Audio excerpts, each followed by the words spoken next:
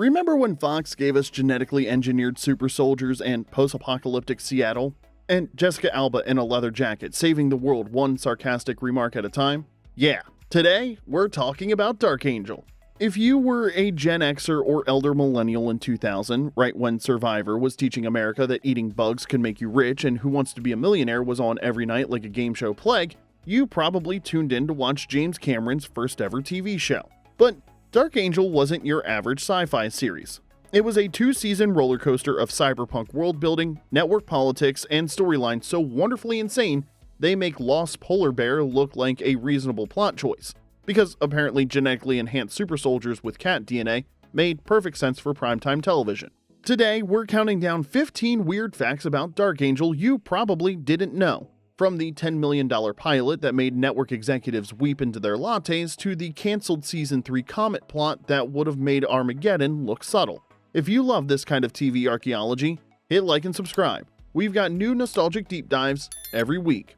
Alright, barcodes up everybody. Let's get started with number 15. Cameron's manga obsession finally paid off. When you think James Cameron, you probably think Titanic, Aliens, Terminator 2, you know, the big, expensive blockbusters that made Leonardo DiCaprio cry and Arnold Schwarzenegger a household name, and probably gave studio accountants permanent anxiety disorders.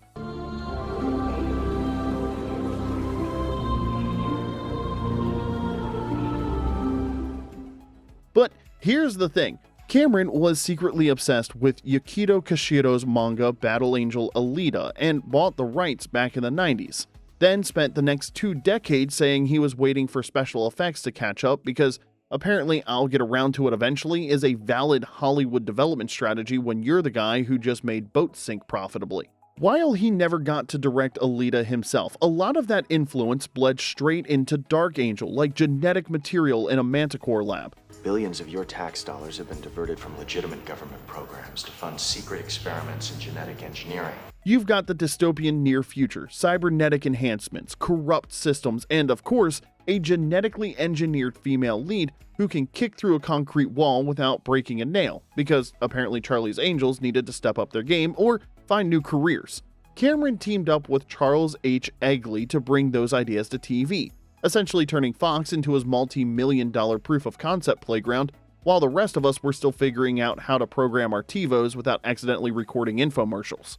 Nearly 20 years later, Cameron finally got to see Alita Battle Angel on the big screen as a producer, because nothing says I told you so like waiting 2 decades to be proven right. In a way, Dark Angel was his early laboratory for exploring cyberpunk before the rest of Hollywood caught up. Think of it as Cameron's really expensive notebook doodle that somehow got greenlit, probably because saying no to the Titanic guy felt like career suicide. Number 14. Jessica Alba beat out 1,000 actresses and almost blew it.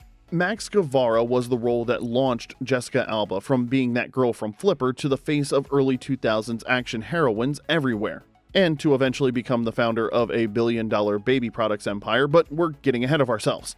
But landing it was no cakewalk through Terminal City. The barcode on your neck, Max. I know who you are, and I know who you're running from. There were a couple dozen of these transgenic kids, and in '09, a few months before the Pulse, 12 of them escaped. It was more like a death march through casting hell that was more brutal than a Survivor immunity challenge, except instead of eating bugs, you had to convince James Cameron you could kick major butt in leather pants. James Cameron personally auditioned over 1,000 actresses to find the perfect Max, which probably made casting directors weep into their Starbucks while scheduling yet another round of callbacks, because apparently Cameron's idea of thorough casting was, let's meet every actress in North America twice. Well, Alba's first audition was a disaster. She kept her head down, came off withdrawn, almost shy, basically the opposite of a genetically engineered super soldier.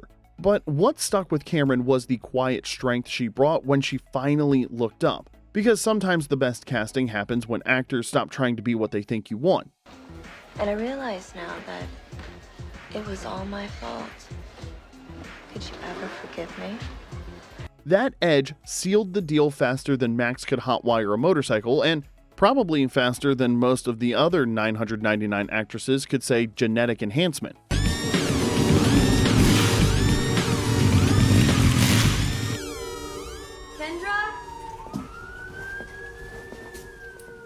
Alba was just 19 when she landed the role, instantly becoming the face of Fox's most ambitious sci-fi gamble.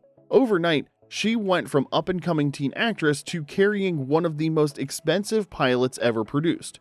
No pressure. This was the moment Alba stopped being a kid on a dolphin show and became the leather jacket-wearing, motorcycle-riding action heroine we didn't know we needed. Number 13, the $10 million pilot that made executives cry. Remember when TV pilots cost about as much as a decent used car?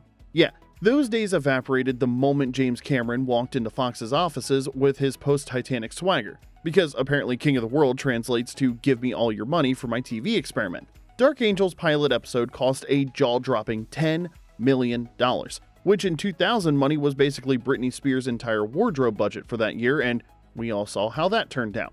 But this was Cameron's first TV project after Titanic, and he went bigger than Leo's ego with cinematic scope. Sweeping helicopter shots of post-apocalyptic Seattle in 2 hours to introduce Max's world without rushing through the backstory like a Wikipedia summary written by someone with ADD.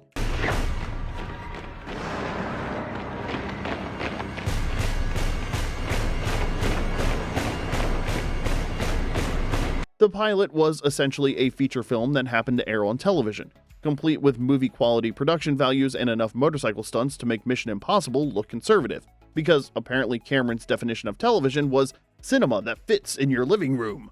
Fox executives probably needed oxygen masks when they saw the budget, but they were betting big on Cameron's name recognition. When the guy who just made boats sink profitably wants to play with your money, you write the check and pray to the Nielsen gods while stress-eating craft services donuts. The gamble paid off initially. The pilot drew massive audiences, curious to see what Cameron could do on the small screen. But here's the brutal reality check. Later episodes ran on a fraction of that budget, which is why Season 2 suddenly felt smaller, less cinematic, and way more, hey, is that the same Vancouver alley we saw last week? Still, that pilot proved Fox was serious about making Dark Angel their tentpole sci-fi series. Too bad they forgot that commitment when it came to scheduling Season 2, because apparently tentpole doesn't mean what we thought it meant. Number 12, the Friday night death slot strikes again. If you were watching TV in the late 90s or early 2000s, you know the phrase Friday night death slot. It was basically a network's polite way of saying, we're killing your show, but slowly and with maximum suffering, because apparently networks learned torture techniques from medieval executioners with MBA degrees. You'd think a guy who's taken on the job of saving the world would have a few more important things to do than to traipse around after some girl. I haven't been able to get you off my mind. You need to get out more. Dark Angel learned that lesson the hard way, like a transgenic walking straight into a manticore trap while texting and not paying attention to the obvious warning signs. Season 1 thrived on Thursday nights, holding its own against Angel, more on that turf war later, but then Fox got cute and decided to move it to Fridays for Season 2. Mostly to make room for its new golden child, 24, because apparently Jack Bauer's torture scenes were more important than Max's motorcycle chases. Harsh, but accurate, and also probably cheaper to film. Well, as a result, ratings cratered faster than a satellite during the pulse, taking Fox's sci-fi dreams down with them. You're going to help me, whether you want to or not.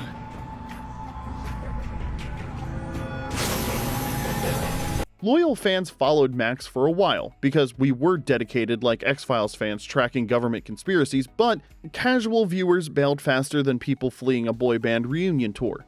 The series couldn't recover from the hemorrhaging audience, no matter how many leather jackets or genetic enhancements they threw at the problem. Within a year, the show was gone. To this day, media analysts point to Dark Angel as a textbook case of how a bad time slot can kill a perfectly good show. Right up there with Firefly and countless other Friday night casualties. Because apparently Friday nights are where good TV goes to die, like some kind of scheduling graveyard. Ironically, 24 went on to become a massive hit and cultural phenomenon, spawning 8 seasons and making Kiefer Sutherland's raspy whisper iconic. But Fox lost one of its most ambitious sci-fi series in the process. A trade that still stings for fans who stayed home on Fridays just to watch genetically enhanced super soldiers kick corporate ass in post-apocalyptic Seattle. Number 11, Manticore footage got recycled in Hitman. Have you ever watched the 2007 movie Hitman and think, wait, I've seen these creepy child assassin drills before? Well, you weren't having a deja vu moment, you were actually right, and Fox was counting on you not noticing, because apparently they thought we'd all developed collective amnesia about our favorite genetically enhanced super soldiers. The opening montage, showing kids running military drills and getting barcodes tattooed on their necks, was lifted straight from Dark Angel, like Fox was running a Black Friday special on special effects footage. Fox, which owned both properties, simply recycled the original Manticore footage to save money during reshoots, because nothing says blockbuster film budget like reusing 5-year-old TV show footage like you're shopping at a cinematic thrift store. For casual viewers, it just looked like a brutal origin story for Agent 47. But for Dark Angel fans, it was like the ghosts of Season 1 had suddenly shown up in a completely different franchise, wearing suits instead of leather jackets, and honestly, way less cool without the motorcycles.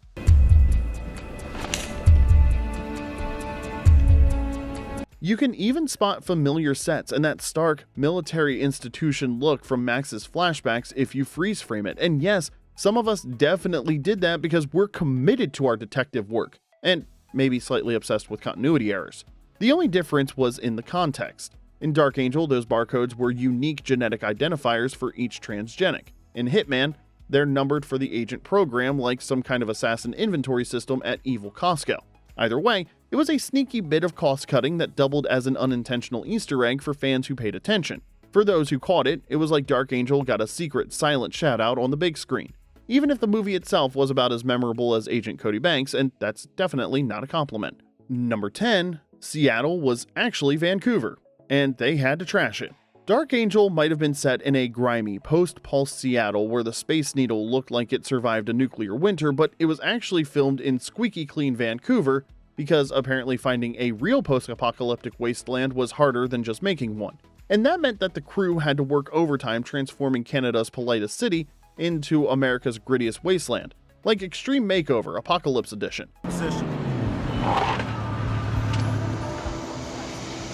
They've got an X5, they're gonna test the pathogen on it. We're talking graffiti artists on speed dial, fake rust specialists, burned out car rentals, weathered building facades. Then, cleaning it all up before morning commuters showed up and started filing noise complaints with their characteristic Canadian politeness, because nothing ruins dystopia like strongly worded cleanup letters. They even built an entire terminal city set from scratch using plastic sheeting, strategic graffiti, and enough industrial wreckage to make a junkyard jealous. The transformation was so thorough that it fooled viewers into thinking post-apocalyptic Seattle was a real place you could visit. Sorry, Vancouver, your reputation was never actually in danger though. The production design team basically became professional city destroyers 5 days a week, then professional city cleaners every weekend, which honestly sounds like the most stressful job in television, even worse than being a laugh track operator. But the effort paid off. Dark Angel's version of Seattle felt authentically broken down and lived in, even if it really was just Vancouver wearing a very convincing disguise. Number 9. Alba's no nudity clause was non-negotiable. Jessica Alba was just 18 when she landed the role of Max, and suddenly she was network TV's newest action sex symbol, complete with leather pants that probably violated several physics laws, and definitely made sitting down a logistical challenge. But Alba drew a line early and never crossed it. She famously refused to do nude scenes, adding a no nudity clause to her contracts that was harder to break than Manticore security, and trust us, that's saying something. And yes, the network tried to push the envelope anyway. The Heat Cycle episode, strategically ripped clothing, and camera angles that lingered a little too long were definitely meant to boost ratings, because apparently Fox's idea of character development involved less character and more development. Well. My eyes to see me. But Alba stuck to her boundaries like Max stuck to her mission, with absolute determination and zero compromise, even when the network suits probably compared her to other young stars who were more, let's say, flexible with their image. She later admitted those years came with intense anxiety over body image and the pressure of being sexualized so young on primetime television, which makes her stance even more impressive. Can't really send me the mutant parade over there, I'll do it. You don't have to. I don't mind. I can ask Biggs to bring it when he gets here. Especially in an era when Britney Spears was getting scrutinized for every outfit choice by people with way too much time on their hands. Her position didn't change even after Dark Angel ended. Not in Sin City, not in Machete, not ever. In a 2014 Glamour interview, she summed it up perfectly. I don't want my grandparents to see my boobs. That's it. It would be weird at Christmas. Honestly, respect. For Gen X and millennials who grew up watching her become an icon, this fact reframes how much control Alba fought to maintain while carrying a primetime series as a teenager, proving you could be a badass action heroine without compromising your personal boundaries. Revolutionary concept, apparently. Number 8. Jensen Ackles played twin brothers. Sort of. Before he was hunting demons and looking devastatingly handsome in flannel on Supernatural and making Dean Winchester the ultimate comfort character for an entire generation, Jensen Ackles was pulling double duty on Dark Angel in the most creative way possible. In Season 1, he played Ben, Max's clone brother with a seriously dark streak and daddy issues that made Logan's trust fund problems look like minor inconveniences. Producers were so impressed with Ackles' performance, and let's be honest, that face could have launched 1,000 CW shows, that they decided they couldn't let him go when Ben's storyline wrapped up. And when you wake up in the morning, you can stay in bed as long as you...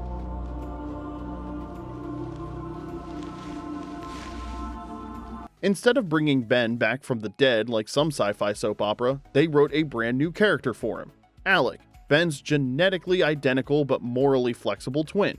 Because apparently when you've got good genes, why not use them twice? Alec was snarkier, funnier, and had better one-liners. Basically everything Ben could have been if he hadn't been raised by military psychopaths with zero sense of humor, and honestly, way better at working the leather jacket aesthetic. Ackles' performance was so well received that when True Calling came knocking with a character literally named Jensen, which is as subtle as a Manticore raid, he turned it down and chose to play Jason Teague on Smallville instead. The nod stuck, and True Calling kept the name Jensen as a quiet tribute to the actor they couldn't land. Looking back, Alec feels like the prototype for Dean Winchester. Cocky, sarcastic, loyal when it counts, and able to make leather jackets look like a lifestyle choice rather than a costume department decision. Number 7. The Angel vs. Dark Angel Tuesday Night War. The year 2000 was the peak era for vampire drama, leather coats, and brooding TV heroes who looked like they shopped exclusively at Hot Topic while listening to Linkin Park on repeat. So when Dark Angel premiered on Fox, it landed smack in the middle of Tuesday nights, directly opposite Angel, Buffy's spin-off starring David Boreanaz and his magnificent forehead brooding through LA's supernatural underworld. And yes, this caused absolute chaos in living rooms across America.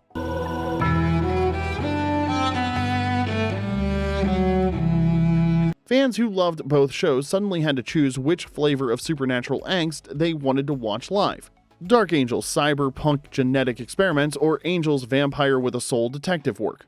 The WB didn't take the competition lying down. They went petty and took out a full-page ad and TV guide declaring there is only one Angel. Subtle as a Manticore raid, but hey, we respect the commitment to drama, even if it felt a little desperate, like Pepsi trying to convince people Coke doesn't exist. Both series had similar vibes. Young fandoms, genre-heavy plots, leads who could brood professionally, and enough sexual tension to power Times Square during New Year's Eve. But Angel had a built-in Buffyverse audience that followed their vampire with a soul across networks.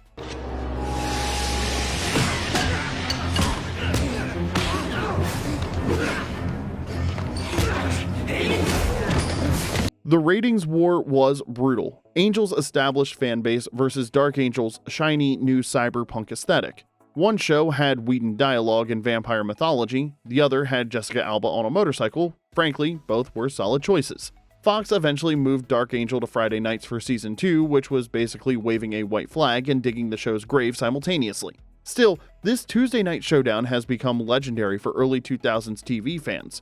Two shows with nearly identical titles, battling for eyeballs like gladiators in the arena of appointment television. One survived until 2004, the other got axed after 2 seasons, TV scheduling being the original Hunger Games. Number 6. Alba's hardcore physical training. Max didn't just look cool flipping off buildings and drop-kicking bad guys. Jessica Alba earned every single motorcycle jump, martial arts throw, and death-defying leap you saw on screen because apparently fake it till you make it wasn't in Cameron's vocabulary. Before filming even started, Alba trained like she was actually planning to join Manticore. Gymnastics, motorcycle riding, martial arts, stunt choreography, basically everything except the genetic engineering.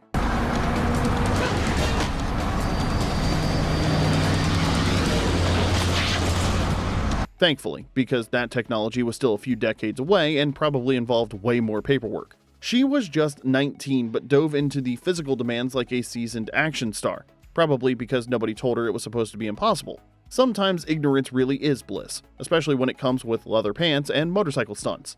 Alba reportedly performed many of her own stunts and fight scenes, Though, like most TV productions, the really dangerous stuff likely went to professional stunt doubles when insurance companies started getting nervous. The training paid off in ways that are still visible on screen. Those fight scenes had a scrappy, believable edge that made Max feel dangerous but human, enhanced but not invincible, unlike certain Matrix sequels that shall remain nameless, but we all know which ones we're talking about. In a pre-Black Widow, pre-Katniss Everdeen TV landscape, Max was one of the first female sci-fi leads to take center stage and actually do the action instead of just reacting to it or looking worried in the background while the men handled business. Revolutionary concept, apparently. Alba didn't just play a genetically engineered badass, she became one, proving that sometimes the best special effect is an actor who refuses to phone it in. This is where Catwoman needs to take notes, and honestly, most superhero movies that followed. Alright, quick poll time.